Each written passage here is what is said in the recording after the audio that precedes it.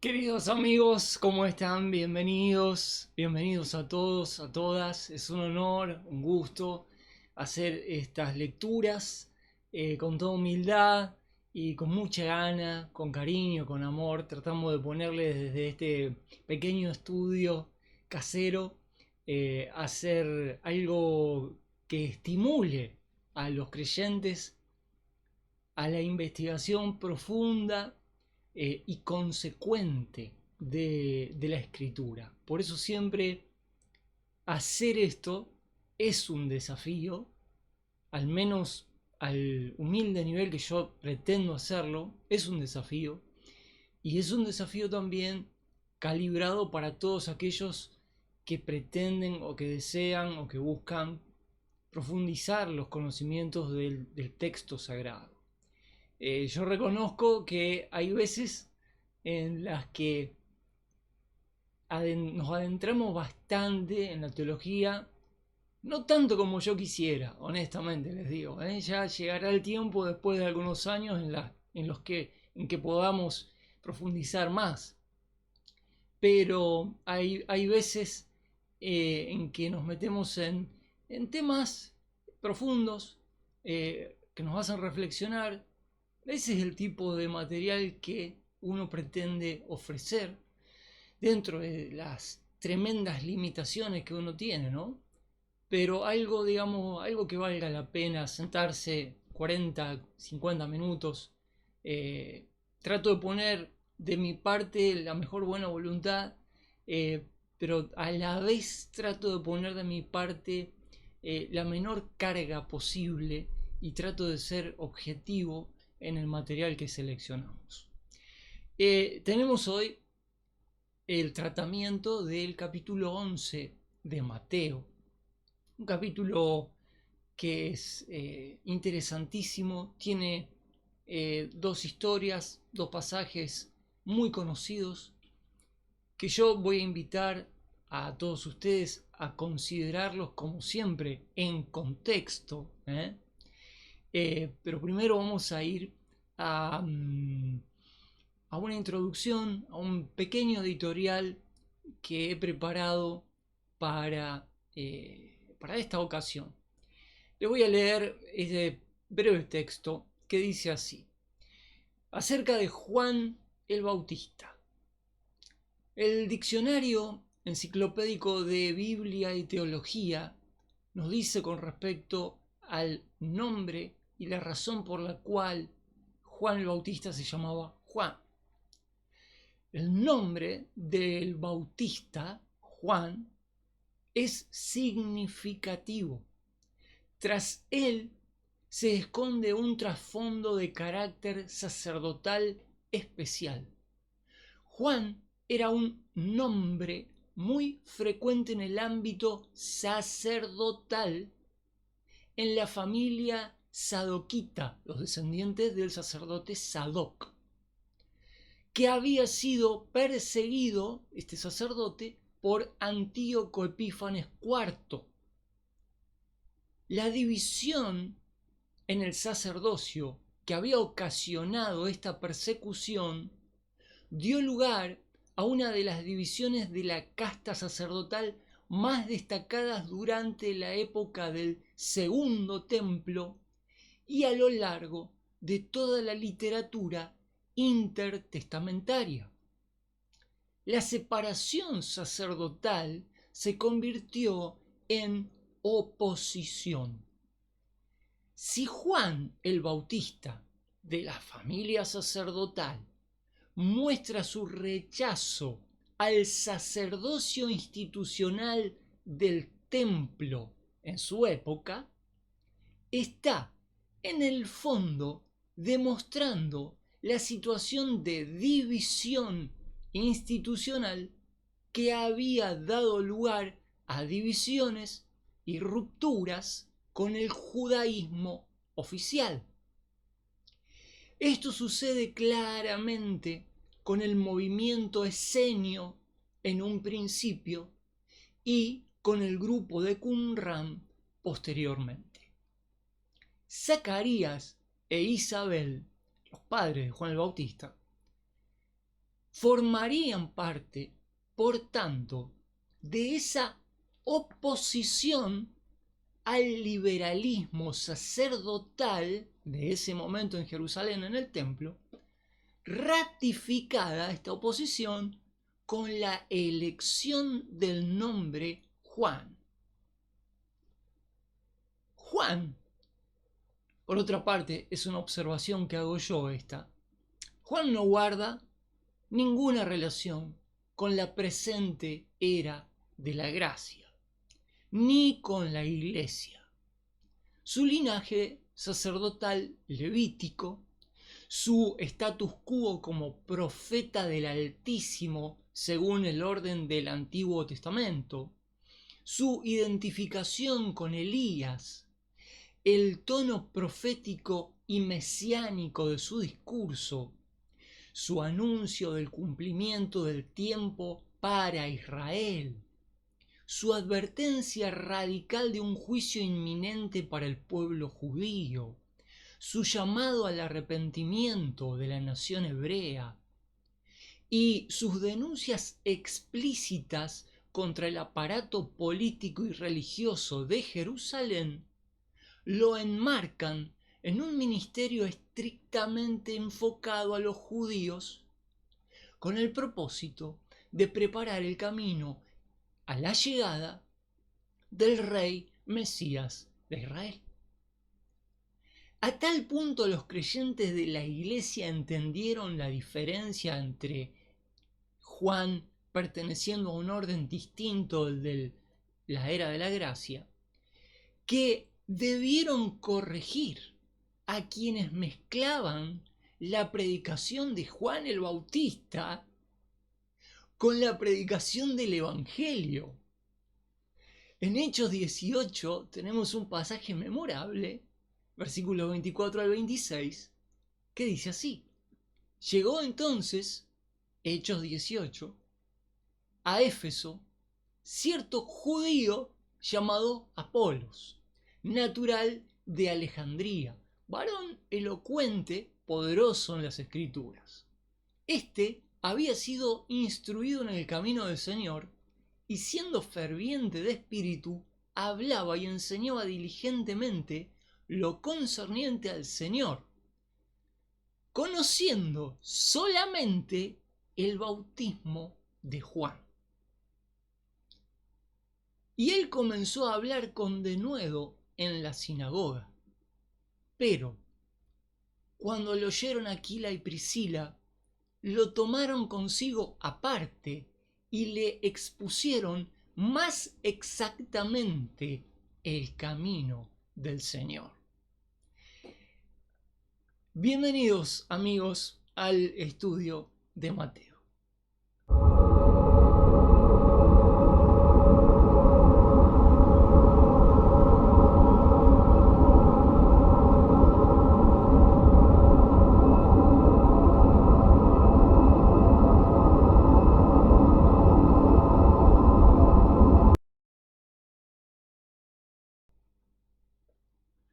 Muy bien, amigos queridos, ¿cómo están? Espero que estén bien. Estamos acá con Pompón tratando de hacer bien los deberes, Pompón. Hay que hacer bien los deberes. Portarse bien, estudiar, hacer la tarea y todas esas cosas. Bien. Estamos en este intento de estudio del libro de Mateo. Estamos tratando de hacer algo serio. Estamos tratando de tomar un montón de precauciones a la hora de estudiar este maravilloso evangelio. Más adelante en estas lecturas vamos a hacer un contraste para que se note mejor el propósito de este enfoque en Mateo. Vamos a hacer un contraste entre Mateo, Marcos, Lucas y Juan. Ya llegará el momento de hacerlo. De todas maneras, tengo pensado, cuando terminemos con Mateo, continuar con el estudio del Evangelio según Marcos, para que el contraste demuestre todavía más a favor de lo que quiere mostrar Mateo. El contraste entre Mateo, Marcos y Lucas, que son los evangelios denominados sinópticos, porque se pueden comparar. Si ustedes ven en la palabra sinópticos está la palabra óptica, que es visión, y estos tres evangelios presentan una visión distinta, a la vez que comparable. Si no fueran relativamente parecidos estos tres evangelios, no tendrían punto de comparación.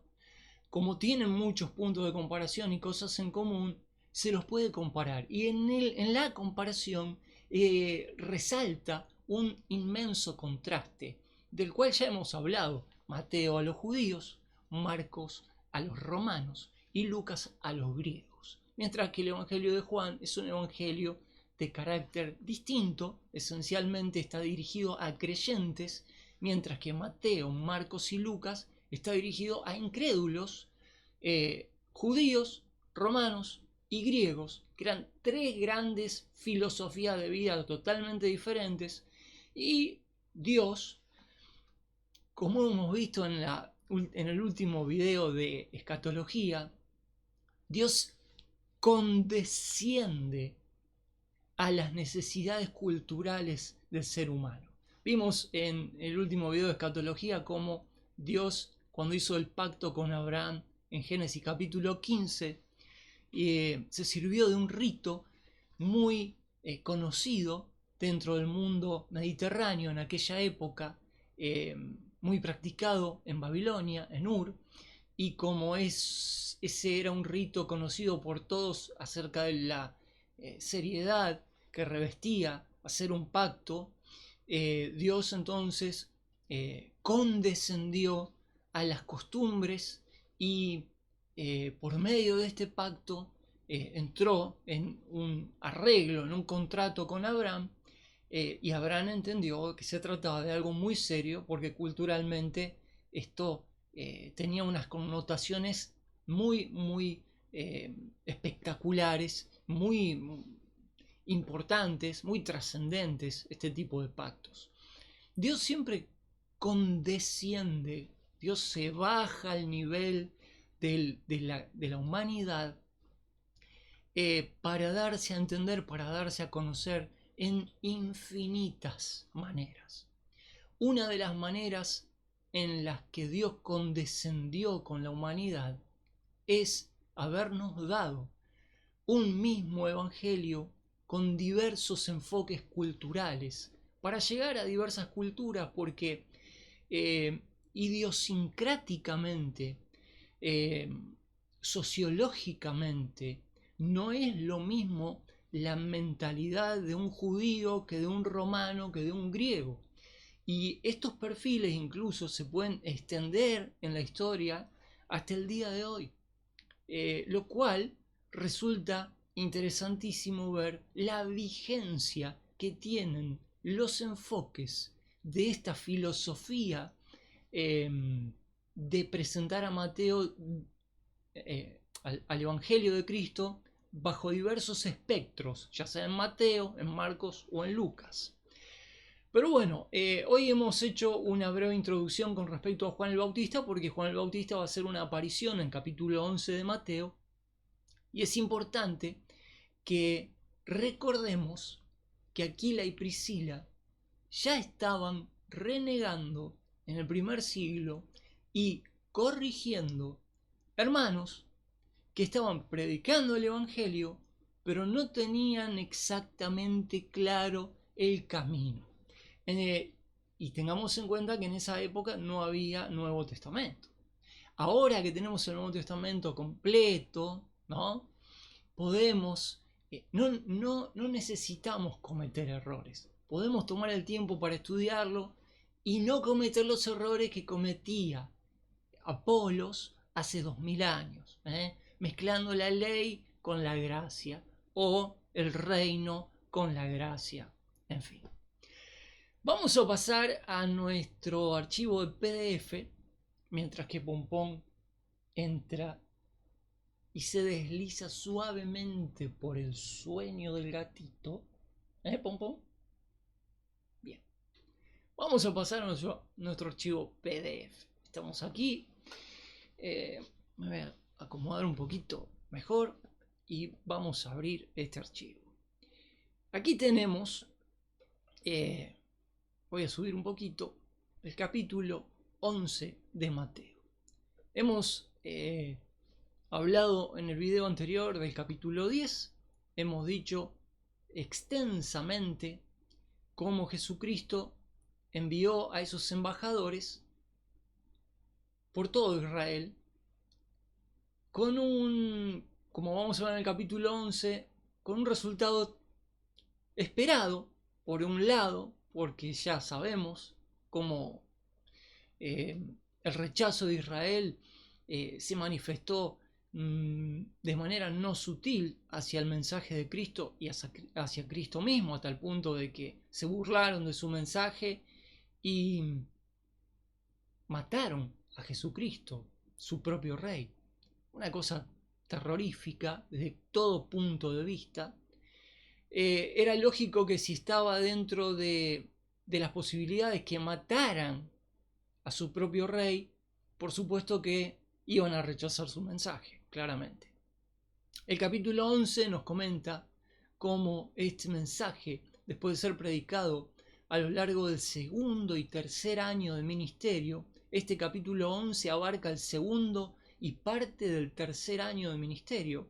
Tengan en cuenta que en Mateo 13, solamente 2 capítulos más adelante, ya vamos a estar en el tercer año de ministerio. Ya vamos a estar no empezando el tercer año, el tercer año de ministerio avanzado ya en capítulo 13. El capítulo 10 supuso la organización, la logística por parte de Cristo desde Capernaum. Sería lindo alguna vez, si Dios nos da tiempo, estudiar la vida de Cristo, ver cómo fue el primer año, de dónde a dónde se movió, cómo fue ese primer año de darse a conocer, el segundo año de su ministerio, el año denominado de la popularidad, donde su fama crece e incluso supera los límites físicos de Israel, y el tercer año denominado el año de la oposición. Sería muy interesante ver cómo Cristo puso su base de operaciones, como suele decirse, logística, en Capernaum, donde vamos a entrar hoy un poquito, y desde allí, que era su casa, a la ribera del mar de Galilea, en la ciudad de Capernaum, donde había sido reclutado, por ejemplo, Mateo mismo, donde era cobrador de impuestos, en la aduana que había allí. En capítulo 11, capítulo 10, supuso un largo tiempo a través del cual los discípulos de Jesucristo y Jesucristo mismo visitaron las aldeas, los poblados, las ciudades de Israel, demostrando con toda paciencia el poder manifiesto del rey de Israel a través de los milagros en todos lugares y anunciando que el rey había llegado. Al regreso de los discípulos, que es lo que encontramos en el capítulo 11, ya bastante avanzado el ministerio de Cristo de estos 3 años, que fue su vida, 3 años y medio aproximadamente, tenemos las conclusiones que saca Jesucristo desde el enfoque de Mateo. Cuidado, desde el enfoque de Mateo, Jesucristo saca unas conclusiones de cómo ha sido la campaña de predicación a Israel con respecto a la llegada del rey Mesías. Vamos a leer el manual bíblico que tenemos acá, que es una maravilla, y vamos a ir leyendo Mateo 11 en diferentes porciones. Capítulo 11. Rechazo del mensaje del reino. Si ustedes se acuerdan, en el capítulo 10 capítulo 10, los embajadores del rey. En capítulo 10 Mateo narra cómo los discípulos fueron comisionados a ir a predicar a Israel: por camino de gentiles no vayáis, en ciudades samaritanos no entréis, id antes a las ovejas perdidas de la casa de Israel. En eso estuvieron esos 3 años. En el capítulo 11, Mateo recoge lo que fue el resultado de esa campaña, que fue un resultado desastroso. Según leemos lo que dice Cristo, lo vamos a leer en Mateo 11.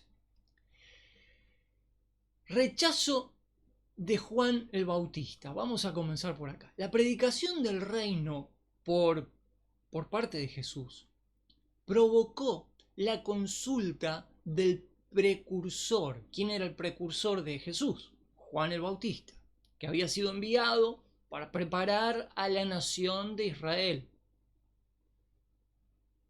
El encarcelamiento puede haberle hecho dudar a Juan, pero las evidencias milagrosas de la persona de Jesús tenían como fin calmar sus temores. La alabanza de Juan por el rey fue hecha con gracia y elocuencia. El que es menor en el reino de los cielos, cuando éste se establezca en la tierra, será mayor en posición, no en grandeza moral, que Juan, quien no penetró en el reino, sino que meramente anunció aquello que luego fue rechazado. El versículo 12, ahora voy a leer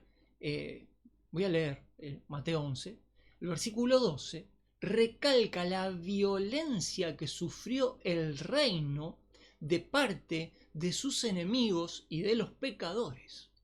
Si Israel se hubiese arrepentido, Juan hubiera cumplido la profecía de la vuelta de Elías, según Malaquías 4:5. Pero esa generación de judíos, Jesús dijo: ¿hasta cuándo estaré en medio de vosotros, generación perversa, adúltera? Le dijo a los judíos de su época, a los cuales le tocó predicar, ofrecer el reino. Esa generación, en su incredulidad, rechazó al precursor del rey, a Juan, y al rey mismo. Voy a subir un poquito esto, y voy a leerles Mateo capítulo 11. Aconteció que cuando acabó Jesús de dar mandamientos a sus 12 discípulos, se fue de allí a enseñar y a predicar en las ciudades de ellos. Es lo que estamos venimos diciendo en el estudio, ¿no? Todo ese gran desarrollo a gran escala de avisar a los oídos de Israel que el Mesías estaba presente.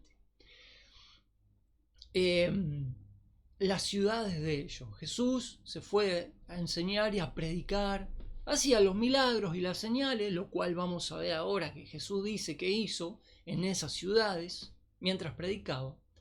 Al oír Juan en la prisión los hechos de Cristo, Juan hacía mucho que estaba preso. Si ustedes hacen un estudio cronológico de Juan fue puesto preso inmediatamente, empezó Jesús su ministerio, ya estaba preso. Fue terrible. No duró nada Juan con su predicación. No, la cúpula política y religiosa de Jerusalén enseguida, y de los gentiles, de Herodes, por supuesto, ¿no? Enseguida lo pusieron preso. Enseguida lo silenciaron.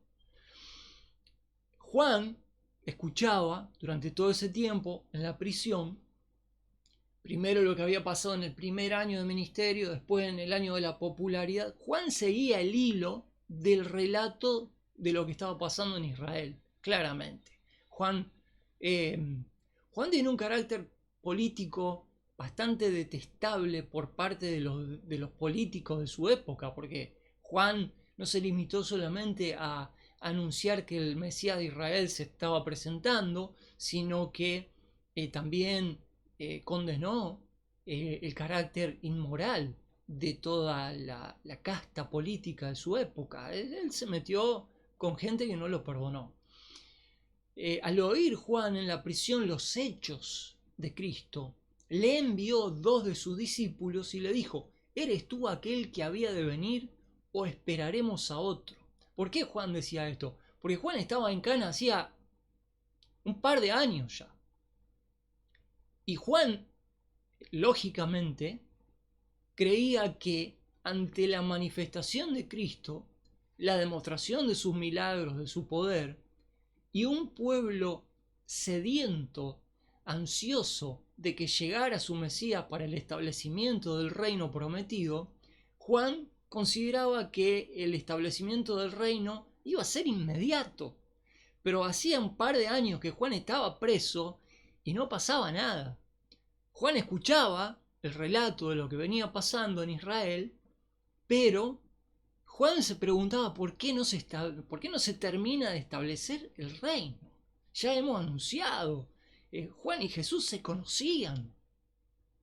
Sabían Juan está considerado por Jesucristo como el profeta más grande de todos los profetas. No es que a Juan le faltaba espiritualidad. Yo humildemente ofrezco este matiz. Juan estaba totalmente incomunicado de la realidad tangible que se vivía en Israel. No es por otro motivo que Juan manda a sus discípulos a preguntar esto a Jesús. Yo no puedo aceptar con el calibre de una persona espiritualmente hablando como Juan el Bautista, considerado por Cristo el profeta más grande de todos, no puedo aceptar que Juan dudara. Yo considero más bien que, dándole vuelta a esto, yo lo único que me cierra es el hecho de que Juan estaba incomunicado hacía un par de años largos ya en prisión y quería información. Juan quería información. De hecho, Cristo no critica falta de fe en Juan. Cristo le envía la información que Juan requiere por medio de sus discípulos. ¿Eres tú aquel que había de venir o esperaremos a otro?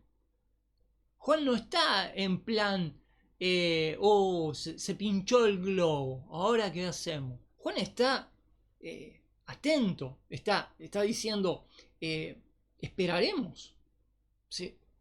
¿Estamos en los planes o esperamos? ¿O el plan es esperar un poco más? Respondiendo Jesús le dijo, id, y noten esta expresión, haced saber a Juan. Está todo acá en la escritura. Hagan saber a Juan. Juan quiere saber. ¿Por qué quiere saber? Porque está incomunicado. Porque evidentemente la cantidad de información que le llega es muy limitada. Bueno, haced saber a Juan las cosas que oís y veis. No hay un reproche acá. Jesús le está diciendo, lo que Juan no ve y no escucha porque está en cana, ustedes hágansela saber. Ustedes que son testigos, llévenle la información. Por favor. Los ciegos ven, los cojos andan, los leprosos son limpiados, los sordos oyen, los muertos son resucitados y a los pobres son anunciadas las buenas nuevas. Estas no son las buenas nuevas del Evangelio. A ver, este es un mensaje para los Apolos de este tiempo, que siguen mezclando la ley con la gracia. Estas buenas nuevas que son anunciadas a Israel, a los pobres, ¿no? En términos mesiánicos, a los pobres de Israel, a las pobres almas que estaban esperando al Mesías, judíos, se sobreentiende, nadie más esperaba al Mesías, solamente los judíos. Estas buenas nuevas consistían en hacerle saber a Israel que el rey había llegado, el Mesías.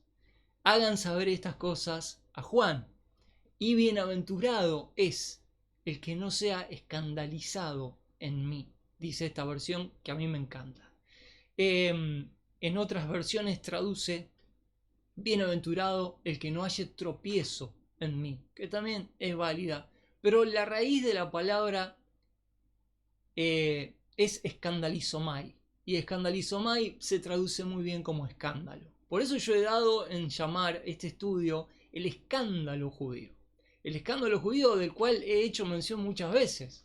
desde que Juan el Bautista se presentó, y mucho antes incluso. Pero bueno, vamos a tomar desde Juan el Bautista, que salía toda el área, toda la provincia de Judea, Jerusalén, alrededor del Jordán, salían al encuentro de él. En un momento se conmocionó, se convulsionó Israel, y salían a escuchar a este profeta y a recibir el bautismo, que representaba que estaban arrepentidos de su condición y no estaban en orden de prioridad de poner a Cristo, al Mesías. No, esto no estaba pasando. Entonces venían los judíos a confesar que no estaban en condiciones espirituales como Dios exigía de su pueblo, mucho menos ante la inminente aparición del Mesías de Israel. Bueno, esto generó un escándalo. Este escándalo no terminó nunca. Este escándalo siguió, y Mateo, ante ese escándalo constante que había aún en la década del 50, en el año 50, en el año 60, es inspirado por Dios para aclarar, o si quieren, echar más leña al fuego en este escándalo y demostrar con todas estas pruebas que Jesús es el Mesías. Por eso insisto tanto en que este es un evangelio para los judíos, porque los argumentos de Mateo son demostrar que Jesús es el Mesías. Entonces, Jesús dice lo que yo, humildemente, amigos, yo les voy a decir que yo elijo de todo el evangelio de Mateo algunos pasajes claves, entre los cuales está Mateo 11:6. Bienaventurado el que no halle tropiezo, el que no se escandalice de mí. En el contexto de los judíos. Yo no saco esto de contexto hoy. Pero si vemos el contexto judío, el día de hoy, a ver, ¿cuál es la discusión que tiene el cristianismo con el judaísmo?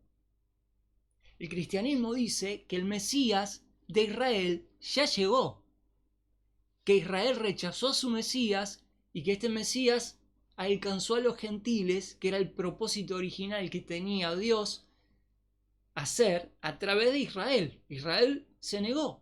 Dios escogió por gracia un puñado, un remanente, que fueron los discípulos judíos, y con ellos les dijo: extended ahora este evangelio, el evangelio de la gracia. Cristo ya había muerto, había resucitado. Predicad el evangelio hasta lo último de la tierra ahora. Y estamos en la era de la iglesia, una era característicamente diferente a todo lo visto.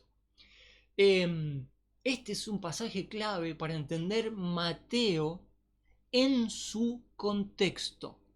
Hoy por hoy, el pueblo judío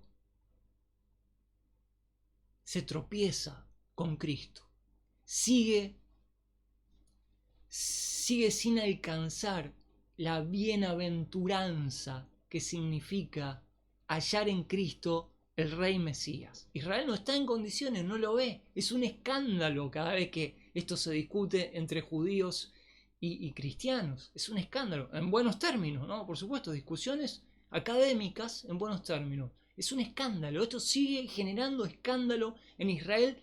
Israel no puede concebir que el cristianismo anuncie que Cristo es el Rey de Israel. Para Israel este es un impostor. Pero Israel se va a dar cuenta lo equivocado que está en los tiempos de la gran tribulación, cuando, según nos relata Pablo en el libro de Romanos capítulo 11, cuando Dios aparte de Jacob, de Israel, toda esa impiedad y esa ceguera que tiene. Dios va a volver a tratar con Israel y lo va a purificar, y cuando Cristo venga en su segunda venida, Israel va a estar en las condiciones óptimas en las que no estuvo cuando Cristo vino por primera vez. Y Jesucristo dijo: bienaventurado el judío, entre paréntesis hay que agregar, porque es un contexto judío, el que no sea escandalizado de mí, o en mí, o por causa de mí. ¿Se entiende? Todo esto es en un contexto judío. No saquen esto de contexto. No vale. No vale. No vale. Juguemos con reglas claras. Juguemos con las reglas claras. Si interpretamos todo el Nuevo Testamento con una cierta regla de interpretación, no usemos otras reglas para interpretar Mateo. No me cambien las reglas del juego, hermanos. No me cambien las reglas del juego. Hay muchos de ustedes que enseñan bien la Biblia en algunos pasajes. En otros pasajes me cambian las reglas. Y me enseñan que estas cosas son para la iglesia. Y están totalmente equivocados. Disculpen que yo me haga carne con la Biblia, pero hay cosas que no las puedo aceptar. Y mientras ellos se iban, dice dice Mateo, mientras se iban los dos discípulos de Juan que habían venido a preguntarle a Jesús, comenzó Jesús a decirle a las multitudes, de más está decirle de qué estaban compuestas esas multitudes. Porque cuando uno dice multitudes en la Biblia, la gente se piensa que había etíopes, había africanos, había asiáticos, no, eran multitudes de judíos. Eran todos judíos, eran multitudes de judíos. Las multitudes se contaban por miles, no por 10.000. Eran 2.000, 3.000, 4.000, 5.000, depende del momento del ministerio. Jesús a las multitudes empezó a hablar acerca de Juan y a los judíos de las multitudes le dijo: ¿qué salisteis a ver en el desierto? ¿A qué se refiere Jesús con esta pregunta? Estos judíos a los cuales Jesús les habla eran los que habían viajado de sus ciudades y aldeas al desierto de Judea, donde Juan bautizaba en Enón. Había un laguito, ahí un charquito en el medio del desierto de piedra, donde también Jesús estuvo esos 40 días donde fue tentado.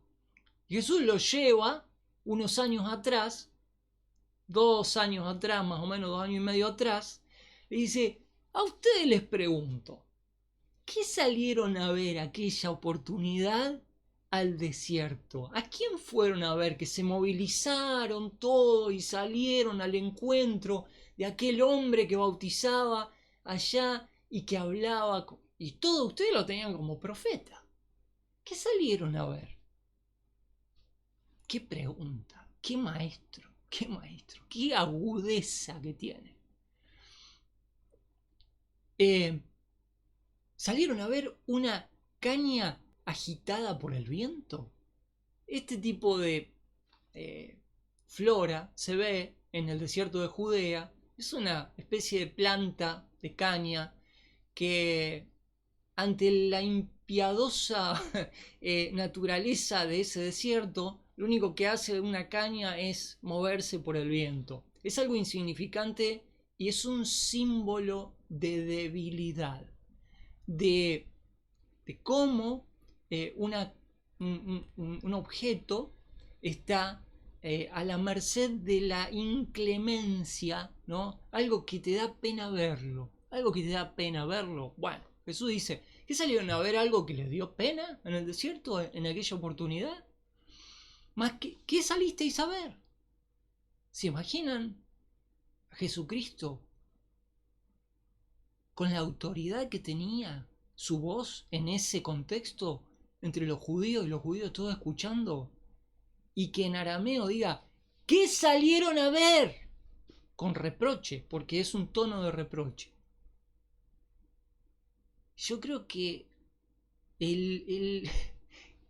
la atmósfera se habrá podido cortar con tijera de lo densa que era. La atmósfera cuando Jesús hacía estas preguntas de reproche a los judíos. ¿Qué salisteis a ver? ¿Salisteis a ver un hombre cubierto de vestiduras delicadas? No, Juan estaba vestido de pelo de camello, de lo más rústico que había. Juan se alejaba de la pompa y del trato de reyes que recibían los sacerdotes en Jerusalén. No había nada que contrastaba más entre Juan como sacerdote, ¿no?, y los sacerdotes de Jerusalén, ¿no? Nada más lejos. ¿Qué salieron a ver aquella vez? ¿A un hombre todo con vestiduras delicadas? La gente sabía Son preguntas retóricas. No hacía falta responderlas. No hacía falta responder esto. Ellos sabían a quién se refería Jesús.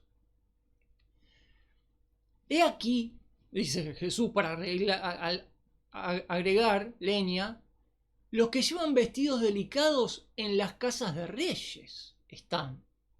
Hablando en favor de Juan, claramente. Mas, ¿qué salisteis a ver? Cuando una persona repite 3 veces la misma pregunta, es como cuando Jesús le preguntó a Pedro, ¿me amas, Pedro? Ya es un reproche infinito. ¿Qué salisteis a ver? ¿Un profeta? Le dice Jesús. Sí, os digo, y más que profeta, porque este que muchos de ustedes rechazaron, diría yo entre paréntesis, porque este es de quien está escrito, esto era muy, muy serio, decir que este había cumplido profecía. Este es de quien está escrito, he aquí yo envío mi mensajero delante de tu faz, que preparará tu camino delante de ti. Juan, de él está escrito esto en las Sagradas Escrituras. ¿Se imaginan la multitud escuchando esto? Muchos lo tenían por profeta, eso era verdad. De cierto os digo, dice Jesús, que entre los que nacen de mujer no se ha levantado otro mayor que Juan el Bautista, para vindicar la posición de Juan. Pero, dice Jesús, el más pequeño en el reino de los cielos es mayor que Juan. No moralmente hablando, sino en funciones. Jesús lo que le está diciendo es, miren, ustedes ven Juan, el profeta, la jerarquía que tiene, el más grande de todos los profetas. Sin embargo, aunque ustedes ven esto, no ven que yo le estoy ofreciendo un reino que es más glorioso de lo que ustedes se pueden imaginar, y que el más pequeño dentro de ese reino, si ustedes lo aceptaran, sería en gloria más grande que la gloria que tiene Juan el Bautista, que es el más grande de los profetas. Como para poner un marco de referencia en la mente de los judíos, lo que era el reino que Jesús les estaba ofreciendo ya hacía 2 años, y los judíos en plan, porque todos los profetas y la ley profetizaron hasta Juan, dice Jesús. Esto en la mente de los judíos habrá sido disruptivo, de ver que la ley se acercaba a su fin, a una conclusión, que Juan le ponía coto al periodo de la ley, así tal cual como lo estaban escuchando, que el periodo de profecía del Antiguo Testamento terminaba con Juan. Esto era disruptivo. Y si lo queréis recibir, él, para rematarla, dice Jesús, si lo quieren recibir, él es aquel Elías que había de venir. Esta figura era la más popular que había en la mente del pueblo judío. Como siempre, ¿no? En vez de ser la más popular, la más querida, la del Mesías, no. La más popular era la de Elías como profeta que iba a venir para restaurar el reino de Israel antes del Mesías. Bueno, Jesús le da en el clavo con esto. Este es el Elías, amigo. Ustedes lo metieron en cana, nadie lo va a defender, nadie le hace la segunda. A mí no me escuchan, él habló de mí, yo vengo acá, le ofrezco el reino. Ustedes no entienden nada. El que tenga oídos para oír, dice Jesús a los judíos, oiga. Atento. Sin embargo, versículo 16. ¿A quién compararé esta generación? ¿Con quién voy a compararlos a ustedes? Le dice Jesús. Esta generación es semejante a los muchachos que se sientan en las plazas y dan gritos a sus compañeros. Y dicen, Os tocamos flauta y no bailasteis. Os endechamos y no lamentasteis.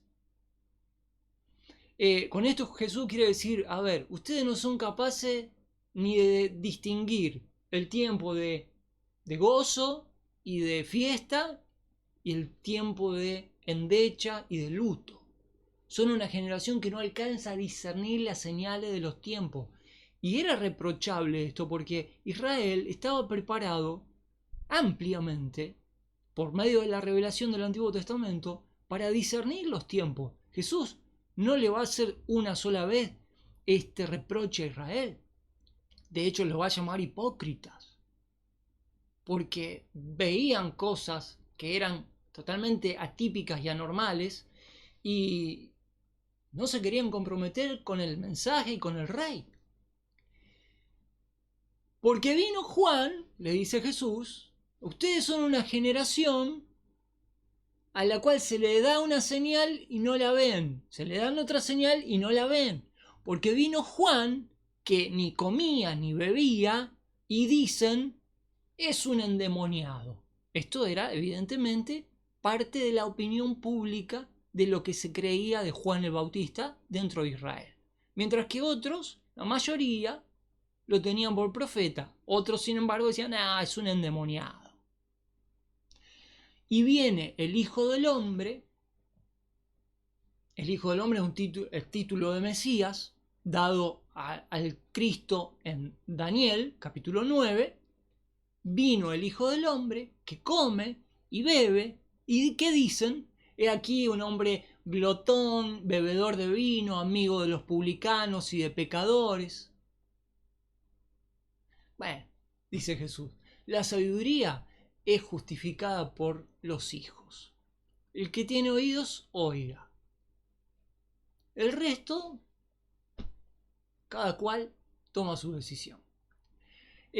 Controvertido este pasaje tenso. ¿Por qué tan tenso? ¿Por qué Jesús usa un lenguaje tan complicado, una retórica tan chocante? Porque claro, Israel claramente ya se definió, y lo vamos a abordar acá, en este pasaje que viene ahora. Estoy leyendo, yo les invito a que ustedes busquen siempre, cuando leemos un pasaje, que lo tengan ahí con la Biblia, el cel a lo mejor lo usás para para mirar el video, a lo mejor, o mirar esto en la compu, no sé. Te va a tener que comprar una Biblia, o conseguite algo para tener una Biblia ahí. La mayoría de los creyentes suelen tener una Biblia de papel, hoy cada vez son menos, hasta yo mi Biblia de papel la dejé por ahí. Pero bueno, está bueno que sigas la lectura, es más provechoso.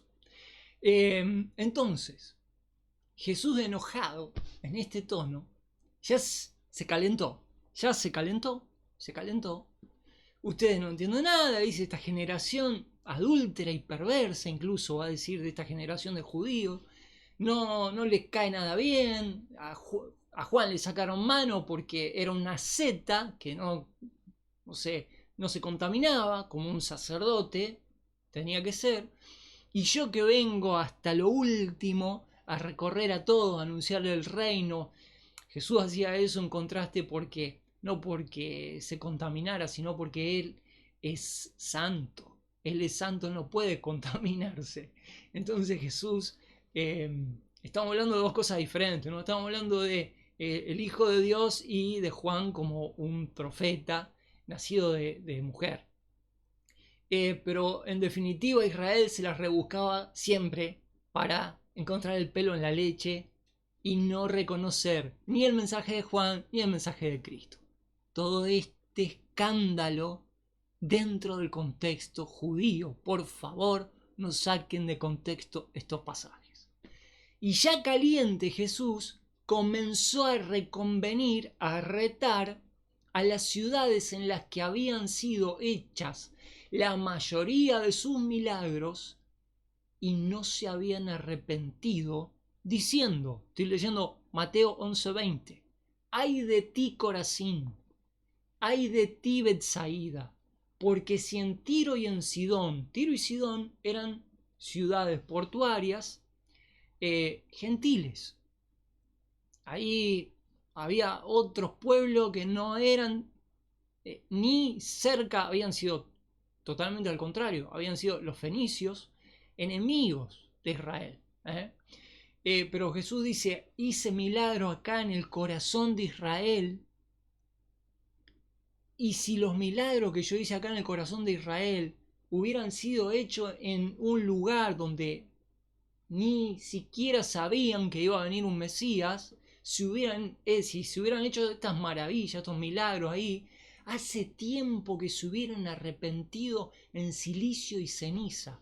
Silicio y ceniza era la ropa y el protocolo que se usaba cuando una ciudad como Nínive, por ejemplo, se arrepentían o había luto, había una tragedia muy grande, la gente se sacaba la ropa usual y vestía ropas de tela de saco de silicio muy incómodas, se humillaban, era tiempo de humillarse, era tiempo de sufrir, arrojaban tierra sobre su cabeza. Dice Jesús, si yo hubiera hecho en esas ciudades gentiles los milagros que hice acá entre ustedes, se hubieran arrepentido al extremo. Les está diciendo, miren el beneficio que tuvieron ustedes como nación judía y no lo aprovecharon. Y por eso se enoja. Ay de ti, Corazín y Betsaída. Eran pequeñas localidades que estaban muy cerca de Capernaum, estas dos. Pero os digo que será más tolerable el castigo en el día del juicio para Tiro y para Sidón que para vosotras. Y tú, Capernaum, que eres elevada hasta el cielo, enaltecida, ahora les cuento un poquito por qué de Capernaum, hasta el infierno serás bajada, humillada. Porque si en los de Sodoma se hubieran hecho las maravillas que han sido hechas en ti, habrían quedado hasta el día de hoy, habrían sobrevivido. Sodoma, ¿se acuerdan la historia de Sodoma y Gomorra en época de Abraham, ¿no? En época de Lot, ¿se acuerdan? Bueno, cómo terminaron esas ciudades gentiles, la perversidad, lo que era ahí, Dios dijo, basta. Y Jesús dice, miren, si estos milagros que yo estoy haciendo acá se hubieran hecho en esos lugares que eran perversos en esa época, está hablando de 2000 años antes, ¿eh? Está hablando de 2000 años antes del día en el cual Jesús le está diciendo estas cosas a los judíos. Sodoma todavía estaría acá, dice, estaría habitada. Sodoma queda muy cerquita ahí de la tierra de Israel. De hecho, están reconocidas las aldeas donde cayeron las nubes, el fuego con azufre, porque hay azufre todavía en la tierra. Hay bolitas de azufre. Es una cosa increíble. Se puede visitar. Es algo tremendo. Bueno, Jesús dice, tanto beneficio para Israel que no están aprovechando. Pero os digo que será más tolerable el castigo en el día del juicio de Sodoma que para ti, le dice a Capernaum. Capernaum, que era el lugar donde habitaba Cristo, junto al lago de Galilea, era un lugar muy popular, era una ciudad que por tener mucho tránsito tenía mucha actividad comercial. Los judíos de alguna manera estaban orgullosos de Capernaum y se llenaban la boca hablando de Capernaum, de esa ciudad y todo lo demás. Y Jesús claramente, yo creo, deducimos fácilmente que Jesús estaba cansado de escuchar a los judíos hablar de la grandeza de Capernaum y dice, amigo, ¿qué tanto Capernaum si estoy yo acá haciendo milagros en Capernaum y no hay uno que se dé cuenta? ¿Saben cómo va a terminar Capernaum el día del juicio? Está diciendo Jesús.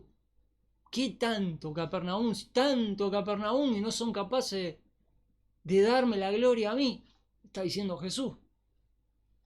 En aquel tiempo va terminando Mateo 11. Disculpen que se haya hecho un poquito largo, pero es un capítulo fundamental. 5 versículos quedan. Mateo 11, 25 al 30. En aquel tiempo, respondiendo Jesús, dijo, fíjense la reflexión que saca Jesús al final de todo esto. A mí me sirve mucho y ahora les voy a contar por qué. Porque Jesús no se queda con la frustración después de ver que la gente no entiende, no lo aceptan, lo rechazan, que está todo mal, que es todo al revés de lo que debería ser. Jesús no se queda con la angustia. Jesús dijo, fíjense, te alabo, Padre, Señor del cielo y de la tierra. ¿Por qué? Porque escondiste estas cosas de los sabios y entendidos y las revelaste a los humildes. A veces se traduce niños, no son niños literales, gente que se abre a lo que Dios diga, que reconoce la soberanía de Dios. Sí, Padre, te alabo. ¿Por qué? Porque así fue de agrado ante ti. Vos que hiciste, Señor, al fin y al cabo, que esto sea así, esto pasa porque tu voluntad lo quiso así y vos lo permitiste así, está bárbaro, dice Jesús, está bárbaro. Que haya escondido esto de los sabios, de los entendidos, ¿no? De los orgullosos, de los soberbios, de los que cuestionan todo, y hayas escondido estas cosas para los que se humillan, para los humildes, para los inocentes, para los que se vuelven como los niños. Todas las cosas me son entregadas por mi Padre, dice Jesús, adelante de la gente. Y nadie conoció al Hijo. Este nadie debe entenderse estrictamente dentro de un lugar en el cual Jesús está rodeado de judíos. Jesús está diciendo, miren, las multitudes de judíos. Nadie conoció al Hijo, sino el único que conoce al Hijo, el Padre. Ni al Padre conoció alguno. Esta gente, todos esos judíos, está diciendo Jesús, no conocen al Padre, sino el Hijo. El Hijo sí conoce al Padre. Y aquel a quien el Hijo lo quiera revelar. Al final hay una cuestión soberana en esto que no se puede negar. Yo sé que me van a odiar, pero yo como calvinista convencido que soy, yo estoy convencido de esta escritura que dice, Dios revela el Evangelio a aquellos a quien Él quiere, del quien Él se agrada, a quien Él quiera revelarlo. Nadie conoció al Hijo, sino al Padre, y aquel a quien el Hijo lo quiera revelar. Revelar, en última instancia, dar oídos para oír, abrir los ojos para ver, es, en última instancia, algo que hace Dios soberanamente, porque el hombre no tiene la capacidad de hacer esto. El hombre no puede aceptar o rechazar esto. El hombre está muerto en sus pecados. No obstante, está bien por parte de Dios condenar a una generación ante la cual son hechos los prodigios, milagros, las señales, y no le dan ni 5 de bola. Está bien que sean condenados. Deberían haberse arrepentido en silicio y ceniza. Tan simple como eso. Jesús entonces a los judíos, en ese contexto, les da este pasaje tan famoso. Venid a mí, todos los que estáis trabajados y cargados, y os haré descansar. Llevad mi yugo sobre vosotros y aprended de mí, que soy manso y humilde de corazón, y hallaréis descanso para vuestras almas, porque mi yugo es fácil y mi carga ligera.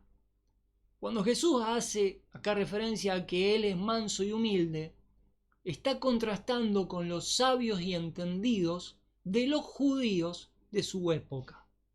Los soberbios que no lo aceptaban, y él se pone como ejemplo de mansedumbre y humildad para aquellos que quisieran entender en ese momento que el reino de Dios se estaba revelando y manifestando. Tristemente, por lo que hemos visto aquí, Jesús tiene que lamentar, retar a todas aquellas ciudades en las cuales se habían hecho todas las señales y se había anunciado y no lo habían ni aceptado. Y en el próximo capítulo 12 la cosa se va a poner mucho peor. Este enfrentamiento entre la nación judía, especialmente sus líderes, y Jesús, es un enfrentamiento que van a converger en un choque frontal terrible. Jesús va a terminar muerto. La nación va a terminar perdiendo esa ventaja. Pablo habla de esto. ¿Qué ventaja tiene el judío? En muchas maneras, dice Pablo. Pero bueno, como rechazaron el reino, ahora le va a tocar una era de dispersión, de castigo, hasta que Dios logre sus planes con respecto a la iglesia y después volverá Dios a tratar con Israel. Impresionante, Mateo, cómo plasma estas cosas, estas realidades.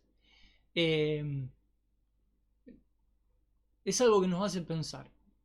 A aquellos de nosotros que estamos, yo personalmente, yo no tengo ningún problema en admitirlo, yo siento una gran frustración en mi vida cristiana desde hace mucho tiempo. Me cuesta mucho aplicar la fórmula que aplica Jesús de dar la gloria a Dios aún cuando uno ve que las cosas no salen como deberían. ¿Por qué digo esto? Y discúlpenme que se me haga tan largo. Porque estamos en la era de la iglesia. Tenemos morando en nosotros el Espíritu Santo. Tenemos la Biblia completa.